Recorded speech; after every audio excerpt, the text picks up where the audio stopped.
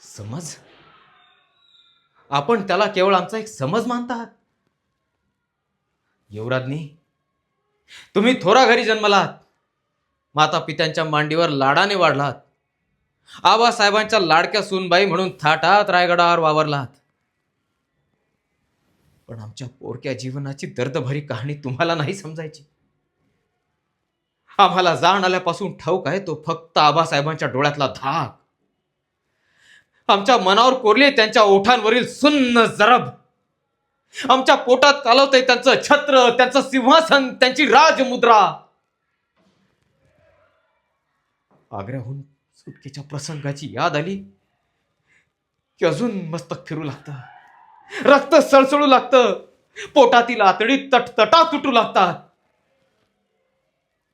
एक 8 वर्षाचं कोवळं पोर उन्हातानातून रानावनातून आबासाहेबांच्या पाठीमागे धावताना अजूनही आमच्या डोळ्यासमोर स्पष्ट दिसतोय. अंगात ज्वर भरला, पायाला टरटरून फोडा आले, पण हो की चू नाही.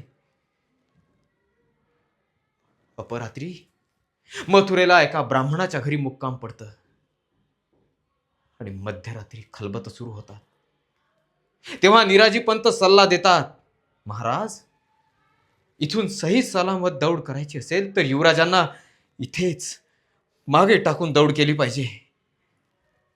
आत माझ घरात ग्लानी होऊन तळमळत पडलेलं पोर ते शब्द ऐकतो आणि तसा उठून बाहेर येतो.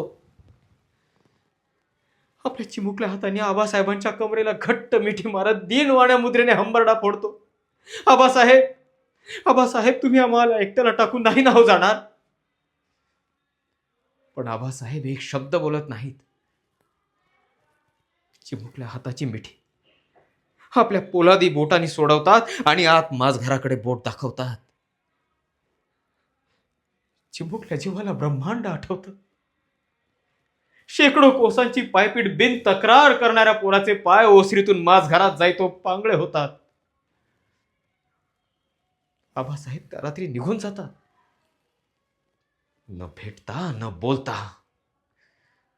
एकच सवाल पुसतो युवराजनी, आम्ही आपल्या पुत्राशी असे वागतो तर आपण आमची संभावना कशी केली असती?